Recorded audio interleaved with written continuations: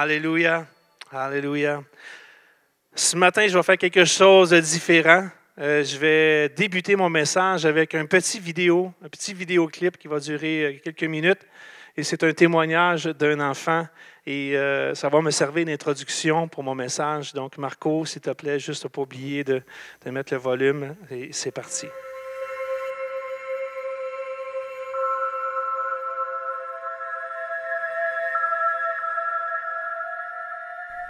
Pendant des années, une guerre civile a ravagé la Syrie et l'Irak, pays situés au Moyen-Orient. Beaucoup de pays sont impliqués dans cette guerre très compliquée. Parmi ceux qui se battent, le groupe État islamique tente de conquérir le plus de territoire possible, tuant et chassant de leur maison des milliers de personnes.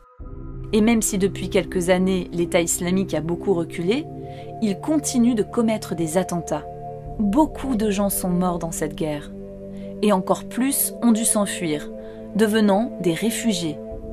Les chrétiens d'Irak et de Syrie ont beaucoup souffert, étant ciblés par les groupes extrémistes islamiques à cause de leur foi. Comme leurs maisons ont été détruites, beaucoup de familles vivent encore dans des camps de réfugiés. C'est dans un de ces camps que vit Myriam, qui a été chassée de chez elle par l'État islamique. Comment vas-tu, Myriam? Ça va bien. Et vous? Je vais bien. Tu suis vraiment notre émission? Oui. D'où viens-tu? Karakosh? Oui, je viens de Karakosh. Tu as 10 ans, n'est-ce pas? Oui. Cela fait combien de temps que tu vis dans ce camp? 4 mois. Quelles sont les choses qui te manquent le plus de Karakosh? On avait une maison et on s'amusait, alors qu'ici non. Mais Dieu merci, Dieu prend soin de nous. Que veux-tu dire par là? Dieu nous aime et il n'a pas permis qu'on soit tué par Daesh. Tu sais que Dieu t'aime, n'est-ce pas? Oui, Dieu nous aime tous, pas seulement moi. Dieu aime tout le monde. Est-ce que tu penses que Dieu aime aussi les gens qui vous ont fait du mal ou pas? Oui, il les aime. Qu'est-ce que tu ressens par rapport à ceux qui vous ont chassé de chez vous et qui ont causé toutes ces souffrances? Je ne veux rien leur faire. Je demande juste à Dieu de les pardonner. Et toi, tu peux aussi leur pardonner? Oui. Mais c'est très dur.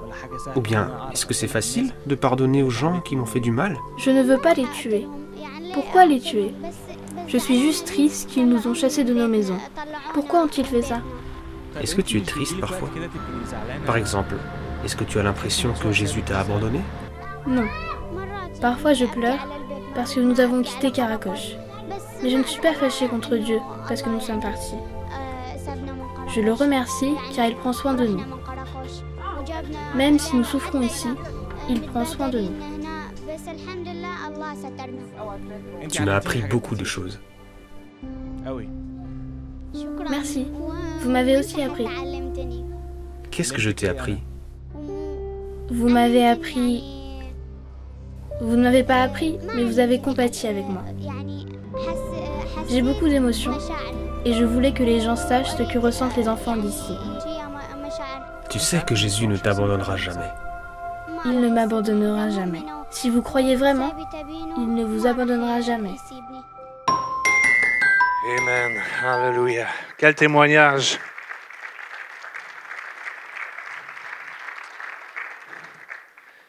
Le mois de novembre, souvent, marque un mois particulier pour nous qui sommes chrétiens. Il y a un dimanche dans l'année, dans le mois de novembre, où on dit que c'est le dimanche de l'Église persécutée. Et ce matin, je vais utiliser quelques témoignages, comme vous avez entendu ce matin de Myriam. Vous allez entendre aussi le témoignage de Corey ten Boom, d'une dame qui s'appelle Nadia, qui vit en Égypte. Agnès, Rami et Vipour. Et vous allez voir que ces gens-là ont quelque chose de commun en particulier. C'est que c'est des gens qui ont vécu des expériences assez difficiles et que malgré les circonstances de la vie qui ont été difficiles, ils ont su pardonner. Aimez vos ennemis. Aimez vos ennemis. Et ça, c'est le titre du message. Ce matin, j'aimerais qu'on lise quelques versets. On va lire premièrement dans Luc chapitre 6, verset 31 à 36. Luc chapitre 6, versets 31 à 36. Et c'est Jésus qui enseigne à ses disciples, qui dit « Ce que vous voulez que les hommes fassent pour vous, faites-le de même pour eux. Si vous aimez ceux qui vous aiment, quel gré vous en saura-t-on? Les pécheurs aussi aiment ceux qui les aiment. Si vous faites du bien à ceux qui vous font du bien, quel gré vous en saura-t-on? Les pécheurs aussi agissent de même. Et si vous prêtez à ceux qui vous espérez recevoir, quel gré vous en saura-t-on? Les pécheurs aussi prêtent aux pécheurs afin de recevoir le pareil. Mais aimez vos ennemis, faites du bien et prêtez sans rien espérer. Et votre récompense sera grande et vous serez fils du Très-Haut. Car il est bon pour les ingrats et pour les méchants. Soyez donc miséricordieux, comme votre Père est miséricordieux. Aimez vos ennemis. Wow, ça c'est un message assez radical de la part de Jésus. Il nous encourage à être, pas seulement nous encourage, il nous donne ce commandement, soyez donc miséricordieux comme votre Père est miséricordieux. Qu'est-ce que c'est que la miséricorde? La miséricorde, c'est l'action, c'est une action de bonté envers ceux et celles qui sont dans la misère. Hein? Miséricorde, dans le mot miséricorde, le mot misère. Donc, c'est des gens qui vivent des moments misérables, des gens misérables qui ont besoin tout simplement d'être rencontrés par la bonté et par l'amour de Dieu. Et être miséricordieux, c'est comme faire du bien. Faire du bien à ceux qui sont dans la misère. Et c'est important, c'est spécial, parce que quand on regarde miséricordieux, il y a le mot misère qui est là-dedans naturellement, mais il y a le suffixe à la fin, là, le « yeux » qu'on rajoute à la fin qui signifie plein de. Hein? Quelqu'un qui est miséricordieux, ça veut dire que c'est quelqu'un qui est plein de miséricorde. Si on dit de quelqu'un, exemple, qu'il est minutieux, on dit qu'il est plein de minutie. Ça veut dire qu'il aime les choses, les petits détails. Et quand la Bible dit « soyez miséricordieux », ça veut dire « soyez plein de miséricorde envers ceux qui vivent dans la misère ». Ça veut dire venir en aide à ceux qui sont dans la misère. Ça veut dire pardonner facilement. Pardonner facilement. C'est quand même quelque chose, c'est quand même un grand défi que Dieu nous donne de devoir aimer nos ennemis et d'être plein de miséricorde. Et on va lire un autre texte, si vous voulez bien, dans Matthieu chapitre 5, versets 43-48. Vous avez appris qu'il a été dit, tu aimeras ton prochain et tu haïras ton ennemi. Mais moi, je vous dis, aimez vos ennemis. Bénissez ceux qui vous maudissent, faites du bien à ceux qui vous haïssent, et priez pour ceux qui vous maltraitent et qui vous persécutent, afin que vous soyez fils de votre Père qui est dans les cieux, car il a fait lever son soleil sur les méchants et sur les bons, et il a fait pleuvoir sur les justes et sur les injustes.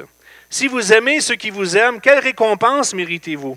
Les publicains aussi n'agissent-ils pas de même?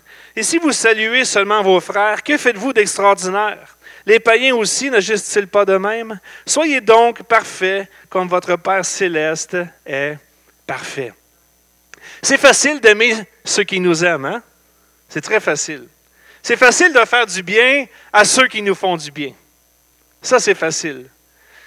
Mais faire du bien à ceux qui nous font du mal, ça, c'est un grand défi. Aimer ceux qui ne nous aiment pas, ça frôle le miracle. Ça frôle le miracle. Ça prend vraiment une grâce de Dieu, un don de Dieu pour arriver au point dans ta vie où tu dis, même ceux qui me veulent du mal, je vais aimer, même ceux qui me détestent, ceux qui me haïssent, ceux qui me persécutent, ceux qui disent des choses de mal à mon sujet, même ces gens-là, je vais les aimer. Wow! J'ai déjà entendu juste un « amen ». Mais je comprends. C'est quand même quelque chose de radical. C'est un message radical de la part de Jésus. Jésus dit, aimez vos ennemis. Aimez vos ennemis, c'est probablement le message le plus radical de la parole de Dieu. C'est quelque chose qui est pas naturel pour chaque être humain qui est sur cette planète. Jésus prononce ces mots alors qu'il prêche 2 sermons. Le premier, naturellement, et ça se passe, le sermon sur la montagne dans Matthieu, et l'autre, c'est le sermon dans la plaine dans l'évangile de Luc. Et quand on regarde le contexte de ces deux textes-là qu'on a lus ce matin, Jésus nous parle auparavant des persécutions. Dans Luc, chapitre 6, verset 22, ça dit « Heureux serez-vous lorsque les hommes vous haïront. » Est-ce que c'est vrai, ça? Est-ce qu'on est heureux quand les gens nous haïssent? Pas moi. Moi, ça ne me rend pas heureux de savoir qu'il y a des gens qui peuvent m'haïr. Ça ne me rend pas heureux, mais c'est ça que Jésus dit. Vous serez heureux lorsqu'on vous chassera, vous outragera. Je ne sais pas s'il y en a qui ont déjà vécu ça. Moi, je l'ai déjà vécu. En Haïti, j'ai été chassé de ma maison. Et je peux vous dire que si j'aurais été filmé, puis que je vous aurais pris vous montrer le film ce matin, vous auriez vu quelqu'un qui n'était pas heureux. Il était vraiment pas heureux, le monsieur. Lorsqu'on vous outragera et qu'on rejettera votre nom comme infâme à cause du Fils de l'homme. Wow, c'est tout un enseignement de la part de Jésus. Et dans Matthieu 5, verset 11, ça dit « Heureux serez-vous lorsqu'on vous outragera, qu'on vous persécutera et qu'on dira faussement de vous toutes sortes de mal à cause de moi. » Il y en a qui sont des spécialistes là-dedans. Répandre des rumeurs sur le dos des gens, dire des faussetés sur le dos des gens, juste pour salir votre réputation, juste pour vous faire du mal. C'est gratuit, ça. C'est gratuit. Il y a des gens qui sont spécialistes là-dedans. Et Jésus dit, aimez vos ennemis. Aimez ceux qui vous maltraitent, ceux qui disent des choses à votre sujet. Aimez-les. Dans Matthieu, cet enseignement fait partie de plusieurs leçons qui commencent avec vous avez entendu. Hein? Ça commence souvent comme ça. Vous avez entendu qu'il a été dit. Ça, c'est dans l'Évangile de Matthieu, souvent qu'on retrouve ça, parce que l'Évangile de Matthieu, à la base, était adressé plus pour le peuple juif de l'époque. Et dans l'Évangile de Matthieu, on retrouve beaucoup de références avec l'Ancien Testament. C'est un peu comme le pont entre l'Ancien et le Nouveau Testament. Et Jésus reprend souvent les paroles qui avaient été écrites à l'époque de l'Ancien Testament, qui commençaient souvent par « vous avez entendu ». Et que Jésus complète souvent en disant « mais moi, je vous dis hein? ». Vous avez entendu ceci, mais moi, je vous dis. Donc Jésus est en train de mettre la pendule à l'heure par rapport à l'interprétation. Et Jésus dit, à chaque fois, Jésus prend une loi de l'Ancien Testament et l'amène jusqu'à sa pleine et vraie expression dans le royaume de Dieu aujourd'hui. Il prend des lois de l'Ancien Testament et il nous montre comment les appliquer aujourd'hui dans notre vie de tous les jours. C'est l'application des principes du royaume de Dieu dans nos vies. Vous avez entendu qu'il a été écrit, mais maintenant, voici moi ce que je vous dis. L'application pour aujourd'hui. Les derniers de ces commandements concernent l'amour pour ses ennemis. L'amour pour les ennemis. Dans l'Ancien Testament, ça dit « tu aimeras ton prochain hein? » Ou on peut ajouter « et tu détesteras ton ennemi ». C'est ça que l'Ancien Testament nous disait. C'est ça que l'Ancien Testament nous disait dans Lévitique chapitre 19, verset 18. Mais dans Matthieu 5, verset 43, Jésus reprend ce dicton en disant « mais moi, je vous dis, aimez vos ennemis. Aimez vos ennemis. Et priez pour ceux qui vous persécutent. » Les non-croyants et les pécheurs aiment ceux qui les aiment. Mais ça, c'est facile. Ça, c'est facile. Et ils haïssent ceux qui font du mal.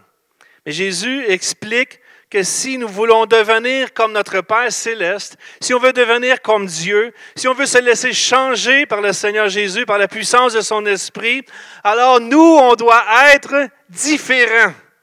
Dites avec moi ce matin, différents. Nous, on est appelés à être différents.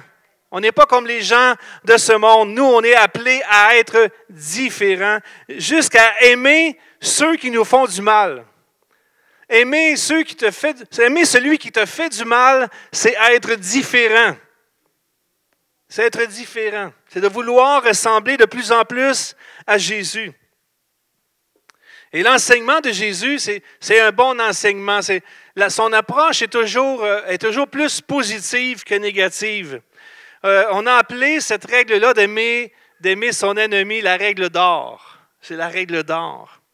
C'était pas nouveau, mais jusque-là, il avait toujours été exprimé sous un aspect négatif. Avant ça, c'était tous les versets et toutes les pensées étaient négatives à ce sujet-là. Ce que tu ne voudras pas qu'on te fasse, ne le fais pas aux autres. Comprenez-vous? Ce que tu ne veux pas qu'on te fasse, fais-le pas aux autres. C'est négatif. L'approche était négative. Maintenant, c'est ce que tu veux que les autres te fassent, fais-le toi aussi pour les autres. Ça, c'est positif. C'était pas la forme négative. Et il y a beaucoup d'expressions qui sont sorties, beaucoup des orateurs, des philosophiques, toutes sortes de monde. Des philosophes ont utilisé cette approche-là en mentionnant tout simplement ceci: les choses qui te mettent en colère lorsque tu en souffres par les mains des autres, ne les fais pas aux autres. Ne le fais pas aux autres. Quelqu'un d'autre dira, ce que tu ne voudras pas qu'on te fasse, ne le fais pas aux autres. Et quelqu'un encore, un rabbin à l'époque de l'Ancien Testament, disait ceci, ce que tu ne voudras pas que l'on te fît, ne l'inflige pas à autrui. Et un autre grand philosophe d'Alexandrie, un juif de l'époque aussi, avait dit ceci, ce que tu ne voudras pas endurer toi-même, ne le fais pas aux autres. Voyez-vous que l'approche était très négative. Mais Jésus, lui dit tout simplement, faites du bien à ceux qui vous maltraitent. L'enseignement de Jésus est radicalement différent. Selon lui, c'est à nous à commencer à faire du bien. C'est nous qui sommes l'initiateur du bien. C'est nous qui devons faire le premier pas vers ceux qui nous font du mal. Vous savez, c'est facile de dire moi, je vais pardonner à mon frère ou je vais pardonner à telle personne de m'avoir fait du mal. Quand il viendra me demander pardon, je vais lui pardonner. Donc, ça, c'est l'approche un peu plus négative. Mais si tu pardonnes à cette personne-là avant même qu'elle ait eu l'occasion de te demander pardon, alors là, tu es dans l'action. Tu es dans l'amour de Dieu, tu es dans le commandement de Dieu. Nous sommes appelés à commencer par faire du bien, même à ceux qui nous font du mal. Il faut aimer nos ennemis et c'est à nous de prendre les devants sans penser d'abord à nous-mêmes. Wow! C'est quelque chose, ça. Faire du bien à ceux qui nous font du mal, c'est mourir à soi-même. C'est mourir à soi-même. Et c'est un peu ça le message de Jésus qui veut nous lancer. C'est l'amour agapé en action. C'est l'amour agapé en action. On a appelé ce commandement l'enseignement le plus puissant de l'Écriture sur la signification de l'amour. L'amour agapé. L'amour agapé. L'amour agapé n'est pas forcément en lien avec nos sentiments. Hein? Souvent, on va dire « je t'aime ». Et parce qu'on a des sentiments pour quelqu'un, on va exprimer notre amour et cet amour-là est relié avec nos sentiments, avec ce que l'on ressent. Mais l'amour agapé n'est pas nécessairement relié avec un sentiment. L'amour agapé est relié avec une décision. C'est une décision, l'amour agapé. Ce n'est pas seulement un sentiment, c'est une décision. Il n'est pas aligné sur nos désirs naturels, sur nos penchants naturels, sur nos désirs personnels. Il n'est pas dirigé vers ceux avec lesquels nous avons des affinités. Il recherche le bien-être de tous. L'amour agapé, c'est quelqu'un qui aime et qui a décidé d'aimer et ne fait pas de mal à personne. C'est l'amour qui donne au lieu de prendre. C'est l'amour qui se fait petit au lieu d'occuper toute la place. L'amour qui veut le bien de l'autre plutôt que le sien. L'amour affranchi de toute forme d'égoïsme. C'est un amour, l'amour agapé, c'est un amour qui donne. C'est un amour qui fait le premier pas. C'est un choix, c'est une décision. Et lorsqu'on y réfléchit, on sait très bien que l'amour agapé, c'est la plus belle forme et la plus grande forme d'amour qui ne peut pas exister sur la terre. Parce que lorsque tu décides et que tu choisis d'aimer, malgré toutes les circonstances, cet amour-là est beaucoup plus grand et beaucoup plus puissante que juste l'amour basé sur nos sentiments. Quand tu arrives au point dans ta vie que tu aimes celui qui te déteste, c'est que tu as choisi d'aimer. Tu as fait le choix d'aimer. Jésus nous a aimés d'un amour, Dieu nous a aimés d'un amour agapé. C'est de cet amour-là que Dieu nous a aimés, cet amour agapé. C'est-à-dire que Dieu nous a aimés avant même qu'on l'aime. Hein? Il a fait le choix de nous aimer en envoyant son Fils Jésus sur la terre. C'est-à-dire que Dieu a tant aimé le monde qu'il a donné son Fils, afin que quiconque croit en lui ne périsse pas, mais qu'il ait la vie éternelle. Dieu a tant aimé, c'est l'amour agapé, c'est un choix qu'il a fait. Il ne nous a pas aimés parce que nous l'avons aimé. Il nous a aimés parce qu'il avait choisi de nous aimer. Il a décidé de nous aimer. Et même aujourd'hui, si on est un enfant de Dieu dans ce lieu, que nous avons fait la paix avec Dieu dans notre vie, que nous l'avons invité comme notre Seigneur et Sauveur personnel, est-ce que ça veut dire qu'à tous les jours de notre vie, on plaît au Seigneur? Est-ce qu'il est toujours content lorsqu'il nous regarde? Est-ce que vous pensez que Jésus nous aime juste quand on est bon avec lui? Non, Dieu est amour, Dieu est agapé, Dieu a choisi de nous aimer. Même quand tu fais quelque chose de mal, ça l'attriste, ça lui fait de la peine, ça l'attriste son esprit, mais ça ne l'empêche pas de t'aimer. Parce qu'il nous a aimés, il nous a aimés le premier, il a choisi de nous aimer. Et c'est de ce même amour-là, de cet amour agapé, cet amour inconditionnel, cet amour où on a choisi d'aimer, que nous devons aussi aimer les autres. Et les autres, quand je parle des autres, ce n'est pas juste ceux qui nous aiment, c'est aussi ceux qui ne nous aiment pas.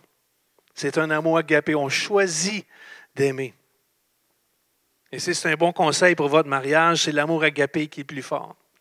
Parce que dans le mariage, c'est pareil. Il y a des journées qu'on est plus aimable que d'autres. Hein? Ça, c'est facile d'aimer. Puis il y a des journées où on est moins aimable. Mais on choisit d'aimer quand même. Hein?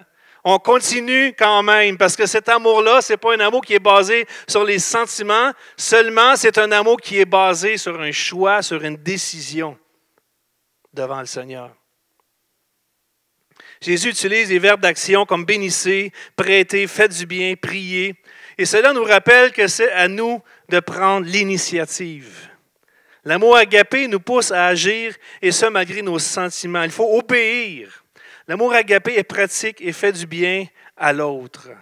C'est ça l'amour agapé. L'amour qui est une décision volontaire. On a décidé, on a choisi d'aimer, malgré toutes les circonstances qui peuvent arriver dans nos vies. C'est un peu le témoignage de la jeune fille Myriam qui nous a raconté ce qu'elle avait vécu alors qu'elle avait été chassée de sa maison et qu'elle vivait dans un camp de réfugiés. Mais peut-être que vous avez déjà entendu l'histoire aussi de Corrie ten Boom. Quelqu'un connaît Corrie ten Boom? Oui, elle a déjà écrit des livres. Elle est morte, elle est décédée en 1983. Née le 15 avril 1892, décédée le 15 avril 1983. C'est une écrivaine chrétienne. Et elle a écrit des livres et elle est venue en aide à de nombreux Juifs à s'échapper des nazis pendant la Deuxième Guerre mondiale. Et elle a écrit un livre et dans son livre The Hiding Place, Corrie ten Boom raconte comment elle et sa sœur Betsy ont été internées dans un camp de concentration nazi pendant la Seconde Guerre mondiale. Et elle raconte ceci dans son livre. Dans les années plus tard, lors d'un rassemblement chrétien à Munich, où elle avait donné son témoignage de foi, elle s'est retrouvée face à face avec l'ancien officier SS qui avait gardé les femmes du camp. Et cet homme-là est allé vers elle après qu'elle a partagé son témoignage. Et elle raconte elle-même ceci. Il s'approcha de moi, rayonnant et s'inclina. Il dit, « Je vous remercie infiniment pour votre message, dit-il. Quand je pense que, comme vous l'avez dit, le Christ a lavé mes péchés. » Cet homme-là avait donné sa vie à Jésus. Cet homme-là s'était repenti de ses péchés.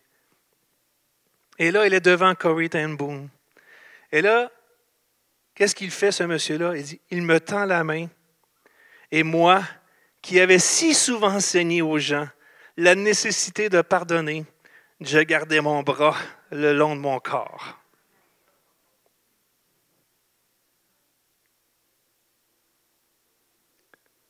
Elle dit, j'ai pris conscience de mon péché, alors même que je sentais bouillonner en moi un sentiment de colère. Hein, ça peut nous arriver, ça, hein? Même en tant qu'enfant de Dieu, des fois.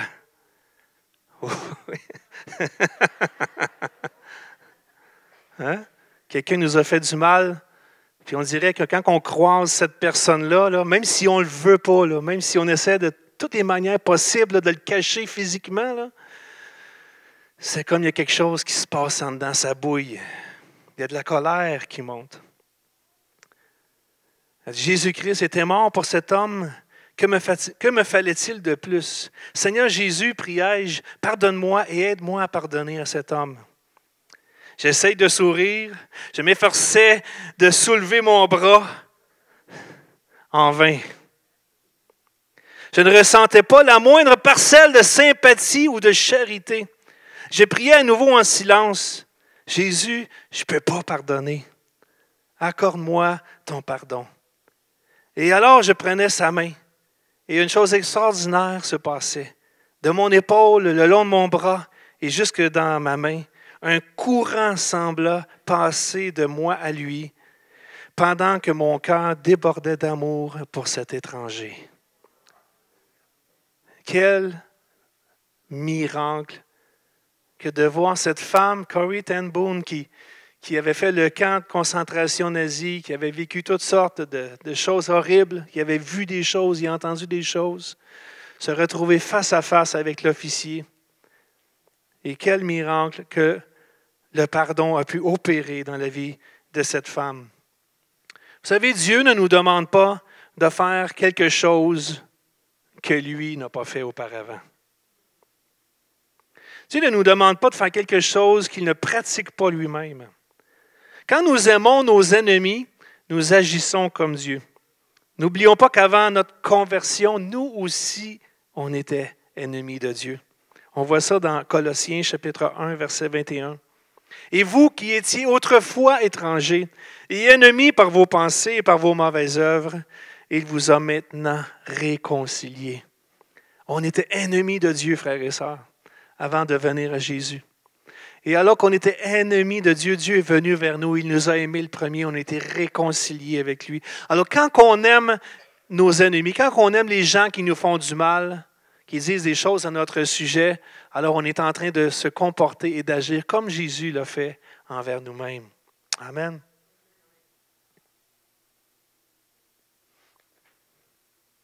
Quels sont les impacts dans ta vie?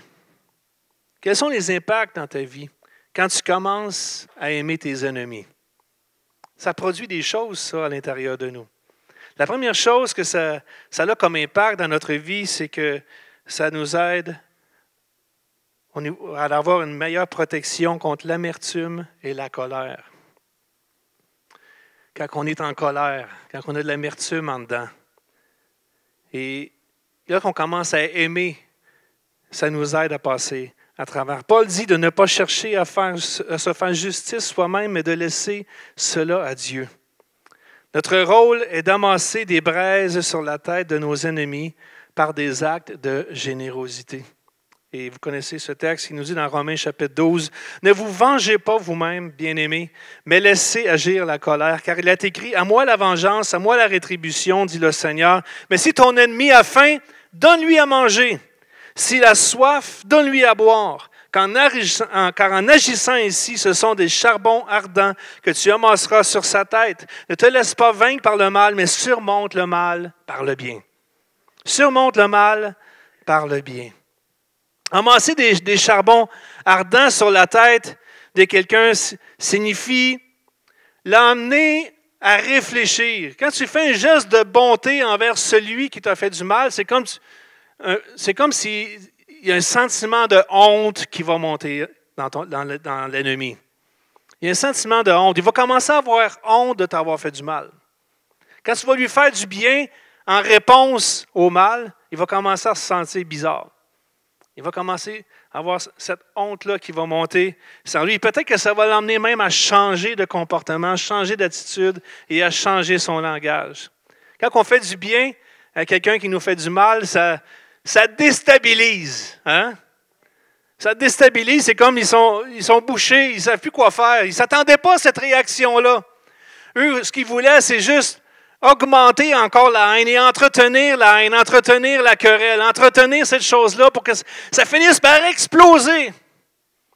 Mais quand tu réponds par l'amour de Dieu, quand tu réponds par un acte de bonté, par une parole d'encouragement, alors ça a tout l'effet contraire. Là, voyons donc, c'est pas normal, qu'est-ce qui se passe?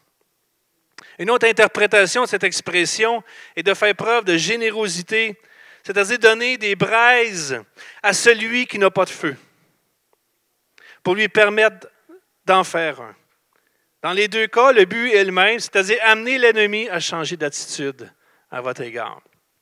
Faire du bien à ceux qui vous persécutent. Aimer vos ennemis nous aide au niveau de gérer la colère et l'amertume. Comme je mentionnais tantôt, quand on croise quelqu'un qui nous a fait du mal puis que vous avez encore cette émotion-là qui monte en dedans, là, ça veut dire qu'il y a encore quelque chose, frères et sœurs. Peut-être vous dites que vous avez pardonné et quand vous croisez cette personne-là, vous faites tous les efforts pour le saluer, pour tendre votre main. Mais en dedans, vous savez qu'il se passe quelque chose. Vous savez que ce n'est pas encore à 100% guéri, ce n'est pas encore à 100% réglé. Aimer ses ennemis, c'est apprendre à prier. C'est apprendre à prier. Je vais vous raconter l'histoire de Nadia. C'est un autre témoignage assez percutant. Et ça s'est passé le 26 mai 2017, ça ne fait pas bien longtemps, ça s'est passé en Égypte. Et il y a 28 chrétiens égyptiens qui se rendaient dans un monastère de la région égyptienne de Mania, sont morts pour leur foi lorsque des militants du groupe État islamique ont attaqué leur autobus. Ils ont arrêté le bus, puis ils ont tué systématiquement tous les hommes. Et Nadia était dans cet autobus. Le premier homme vers lequel ils se sont tournés était son gendre, assis à l'avant. Ils lui ont ordonné de se convertir à l'islam, dit Nadia, mais mon gendre a montré le tatouage de la croix sur son poignet. Et a dit, non, je ne me ferai pas, je suis chrétien, puis on lui a tiré dessus. Un par un, les attaquants se tournèrent vers chaque homme, lui donnant le même choix. Reniez votre foi ou mourrez. Puis ils se sont arrêtés là où son fils était assis. Il a aussi levé le poignet. Et Nadia a entendu les dernières paroles de son fils, qui a dit, non, je suis chrétien. Devant la mort de son fils, comment Nadia réagit-elle vis-à-vis de ses tueurs? Le temps passé avec Dieu et sa parole dans la communauté des chrétiens a amené Nadia à faire ce que beaucoup décriraient comme un exploit apparemment impossible pour une mère qui a assisté au meurtre de son fils et des membres de sa famille et vu leur agresseur accomplir un crime après l'autre. Nadia dit, je prie pour qu'il soit touché par Dieu afin qu'il change d'attitude. C'est quand la dernière fois qu'on a prié pour nos ennemis? Pour ceux qui disent du mal à notre sujet. Pour ceux qui nous ont blessés. Et vous savez, des occasions d'être blessés, il y en a toujours. Et parfois, ça peut créer en nous toutes sortes de difficultés au niveau de nos relations. Mais c'est quand la dernière fois avons-nous prié pour ceux et celles qui nous ont fait du mal? J'ai un autre témoignage également de aimer ses ennemis, c'est apprendre aussi à pardonner. Et Agnès, du Nigeria, nous raconte tout simplement ceci. Elle débute en disant « Allah Akbar, Allah Akbar, Allah est le plus grand ». Le cri arrachait Agnès de son sommeil. Les extrémistes islamiques encerclent le quartier où elle habite avec sa famille et beaucoup d'autres chrétiens. Après, son mari John et leurs enfants tentent de s'enfuir, mais ils les ont rattrapés et la famille a été séparée. Puis c'est l'horreur. Devant moi, ils ont tué mon mari et mon fils. Pendant qu'ils s'acharnaient à coups de couteau, j'ai fermé les yeux et invoqué Jésus. Je ne pouvais pas supporter cela tout seul. Et pendant 3 jours, Agnès et ses enfants survivants sont restés captifs. Elle était très inquiète pour eux et finalement tenté d'acheter leur libération. À sa grande surprise, le musulman qui les gardait a accepté. Ils ont pu se réfugier chez un ami de la famille. Dans les temps qui ont suivi, Agnès a beaucoup souffert de la perte de son mari et de son fils. Elle se sentait abandonnée de Dieu. « Laissez-moi mourir. Je ne peux pas supporter ça, » lui disait-elle. Mais ensuite, elle a eu l'occasion de participer à un séminaire de porte ouverte pour gérer son deuil et trouver la guérison. Et pendant le séminaire, j'avais l'impression de n'entendre qu'un seul mot. « Pardonne. Pardonne. Pardonne. » raconte-t-elle. Ce jour-là, j'ai dit, « Oui, Seigneur, tu es bon, aide-moi à pardonner à ces hommes. » Et le jour même, je leur ai pardonné ce qu'ils m'avaient fait. Aujourd'hui, quand Agnès rencontre des musulmans, elle n'éprouve pas d'hostilité ou de haine à leur égard. Elle leur sourit en leur parlant de la paix que Jésus lui a donnée. Quand on lui demande pourquoi elle a pardonné, elle répond, « Celui qui est en moi est plus grand que ce qui est arrivé. » Et pour répondre aux besoins de ses 8 enfants, elle a appris à faire confiance à son Père céleste. Le pardon. C'est puissant, hein, le pardon? C'est vraiment puissant, le pardon. Je vois que le temps avance, mais j'aimerais terminer avec un dernier témoignage. Aimer ses ennemis, c'est apprendre à faire du bien malgré les risques. Hein, faire du bien à des gens que vous savez que ça va être risqué. Et c'est l'histoire de Rami. Ça se passe encore en Égypte. C'était le 26 mai 2000. Non, attendez un petit peu, pas celui-là. Après les tragédies, il y a eu une époque en Égypte, il y a eu beaucoup de persécutions dans les églises chrétiennes de la part du groupe État islamique. Et il y a eu beaucoup de tragédies là-bas. Et beaucoup de tragédies ont frappé leur communauté. Et les chrétiens d'Égypte s'interrogeaient. Faut-il rester discret ou porter l'amour de Christ aux musulmans? À un moment donné, on se pose la question, hein? Hey, on arrête-tu? Ça va, c'est assez? Combien de temps encore qu'on va devoir être persécuté comme ça à cause de Jésus? Et humainement parlant, on peut se poser la question. À force de te faire frapper dessus, à un moment donné, tu vas dire, ben, moi, rester tranquille, tu sais. Habituellement, des tables sont installées devant certaines églises pendant le Ramadan. Le Ramadan, pour ceux qui ne savent pas, c'est une période de jeûne pour les musulmans. Et pendant cette période, le Ramadan, ils sont en jeûne du lever du soleil jusqu'au coucher du soleil. Ils sont en jeûne et en prière. Et après le coucher du soleil, ils peuvent manger. Et habituellement, des tables sont installées devant certaines églises pendant le Ramadan. Le soir venu, les chrétiens invitent les musulmans à partager un repas dans une convivialité teinte de messages d'amour du chrétien. Mais ces dernières années, des attentats tragiques ont frappé la communauté chrétienne et par sécurité, plusieurs églises n'ont pas eu le droit de dresser leurs tables d'hôtes. Et Rami se pose la question. Que faire? Prendre des risques et aller à la rencontre des musulmans ou rester cloîtré chez soi, rendre les chrétiens passifs? N'est-ce pas la stratégie de l'ennemi? Hein? Quelquefois, on peut se poser la question, est-ce que j'ai des ennemis, moi? Est-ce que j'en ai des ennemis? C'est certain que si on reste dans notre milieu, dans notre petit réseau de chrétiens, et qu'on va à l'église le dimanche matin, puis qu'on s'arrange pour ne pas déranger personne, c'est sûr que c'est facile. C'est facile la vie chrétienne. Mais quand on sort, quand on veut aller annoncer le nom de Jésus, quand on va aller dans les rues, quand on va aller dans les parcs, quand on va aller à l'hôpital, quand on va aller sur une émission de télé, quand on veut faire des choses pour le Seigneur, savez-vous, ça va arriver là. Ça va commencer là. Et eux se posaient la question, rendre les chrétiens passifs, n'est-ce pas la stratégie de l'ennemi? Et Ce que Rémi a fait, c'est qu'ils ont osé. Un groupe de chrétiens du sud de l'Égypte a choisi l'audace. Si les gens ne peuvent pas venir à nos tables, nous irons à eux. Ils ont collecté de l'argent et ont préparé 100 colis alimentaires. Destination, un village reculé où de maison en maison, chaque famille musulmane a reçu un colis en cadeau. La surprise passée, place aux conversations amicales et aux jeux des enfants.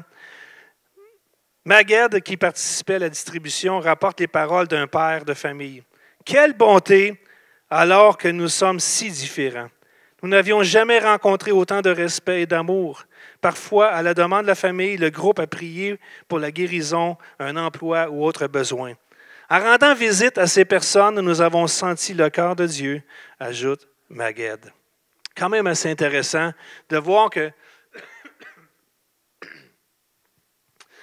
malgré le risque que ça comportait de faire du bien à ceux qui cherchaient à leur faire du mal, comment cette chose-là a pu se tourner en bien pour eux. J'ai invité les musiciens à s'approcher. S'il vous plaît, on va terminer cette réunion bientôt. Donc, tous ces témoignages, toutes ces histoires nous servent à quoi? À nous apprendre à aimer nos ennemis naturellement. Mais est-ce que aimer nos ennemis, c'est facile? Absolument pas. C'est difficile. C'est difficile d'aimer nos ennemis. Et Vipour, qui lui est un pasteur indien, en rentrant chez lui, il a été attaqué par un homme armé d'une machette. Et Vipour a réussi à s'enfuir après avoir reçu 5 coups de machette. Il était très affaibli par la perte de sang. Sa famille l'a emmené à l'hôpital local qui n'était pas équipé pour traiter ses blessures profondes. Il a fallu 3 mois pour que Vipour puisse rentrer chez lui. Il marche péniblement. Il a perdu toute sensation dans son visage. Il est sourd d'une oreille. Il ne supporte plus la lumière. Il est obligé de porter des lunettes fumées. Autour de lui, on le pousse à se venger. Et voici sa réponse. Il n'est pas facile de pardonner à l'homme qui a failli vous tuer. Mais chaque fois que je le vois, je ressens comme une explosion dans ma poitrine. Voilà combien je suis en colère. Mais je sais que je dois écouter le Seigneur et arriver à pardonner. Ma passion pour le Seigneur et mon désir de voir d'autres personnes rencontrer Dieu n'ont fait qu'augmenter. Pas facile. C'est certain que tous les témoignages que je vous ai lus ce matin, j'imagine que ça n'a rien à voir avec ce que nous, on vit ici, là. Hein? Et je suis conscient de ça. Mais aimer ses ennemis, c'est pas seulement quand on est torturé, là. Hein? Ou qu'on nous donne des coups de machette. Mais peut-être qu'il y en a même ici qui connaissent des gens qui ont vécu ces choses. Je pense à mes frères et mes sœurs qui sont venus d'Afrique ou d'autres pays, d'autres continents. Peut-être que vous avez entendu parler des histoires comme ça. Peut-être même qu'il y a des gens de votre famille qui ont vécu des situations comme ça. Et je pensais à vous cette semaine pendant que je préparais ce message. Aimer ses ennemis, c'est l'un des enseignements les plus profonds et difficiles donnés par Jésus. C'est ce qui démarque les chrétiens du reste du monde.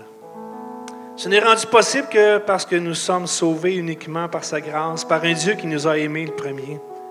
Nous qui étions ses ennemis, qui nous a réconciliés gratuitement, nous aimons parce que nous sommes aimés. Mais en aimant nos ennemis, nous imitons Dieu. Dans la persécution, l'Église est souvent conduite à aimer ses persécuteurs. Nous qui ne vivons pas souvent le même type d'opposition, nous pouvons nous laisser inspirer par les exemples qu'on a lus ce matin. J'ai une question à vous poser en terminant. Est-ce qu'il y a quelqu'un qui vous a fait du mal ce matin? Est-ce qu'il y a quelqu'un qui vous a fait du mal?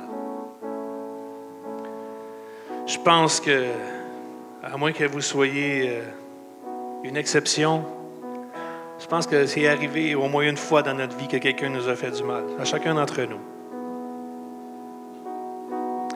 Mais la question qui suit, c'est: est-ce que vous avez eu de la difficulté à pardonner?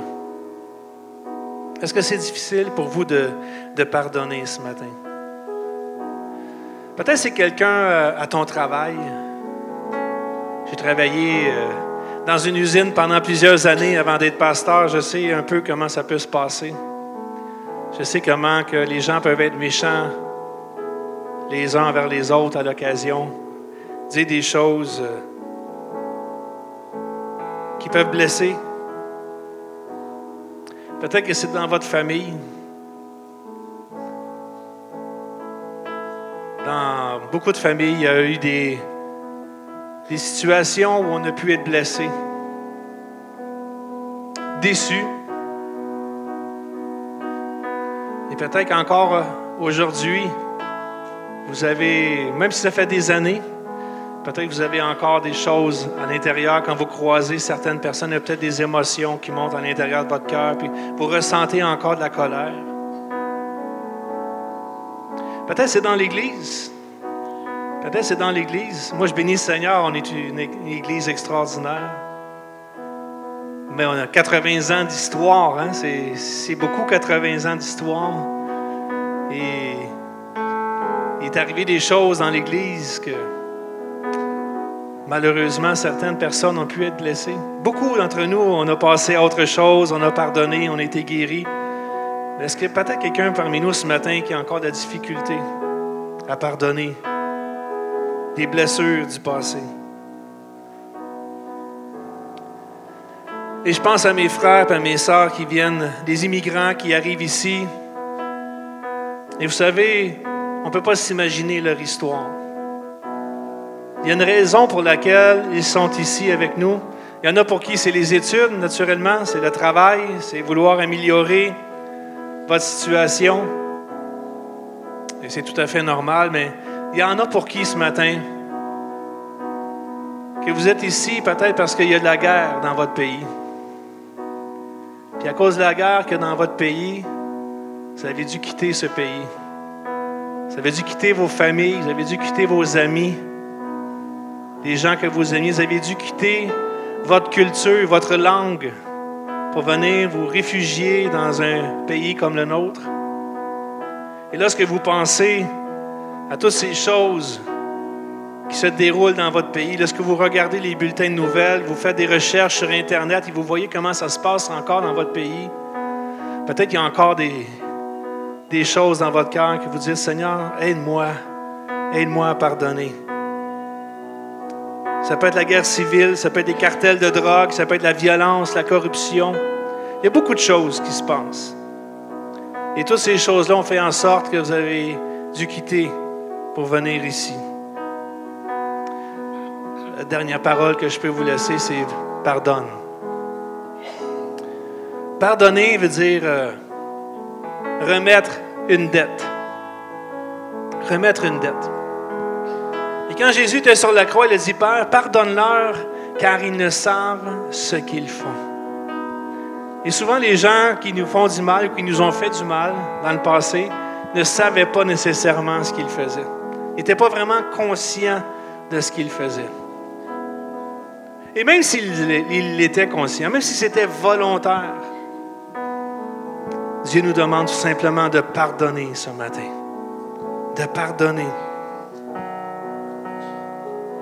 Et ça, c'est le défi que nous avons ce matin. À travers toutes ces histoires, ces témoignages où ces gens qui ont vécu des choses horribles ont réussi à pardonner, à plus forte raison, ou à même raison, nous aussi, on doit pardonner aussi à ceux qui nous ont offensés.